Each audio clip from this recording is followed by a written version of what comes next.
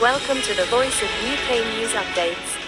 नुमाइंदा दी voice of UK मुश्तइल मुजाहिरीन के एक गिरोह ने कुरान पाक जलाने से रोका, जिस पर उनका पुलिस के साथ तसादुम हुआ। पुलिस के मुताबिक उन पर पत्थर फेंके गए और बाज मुजाहिरीन ने तो पुलिस की गाड़ियों पर इलेक्ट्रिक स्कूटर भी फेंके। मालमो के इलाके रोजनगार्ड में पुलिस की मुतादिद गाड़ियों को नजर आतिश किया। गाती एक गुंजान आबाद इलाका है जहाँ माजी में भी पुरतशद्दुद मुजाहरे हो चुके हैं। स्वीडन में कुरान पाक को नजर आतिश किए जाने के बाद पुरतशद्दुद मुजाहरे गुज़श्ता रोज़ इराकी नजाद शख्स सिल्वान मोमिका की जानिब से कुरान पाक को नजर आतिश किया गया, जिसके बाद सूरत हाल कशीदा हुई। पुलिस का कहना है कि इसने मालमो में अमन व अमान का मसला पैदा करने के इल्ज़ाम में मजमूई तौर पर 10 अफराद को हिरासत में लिया है।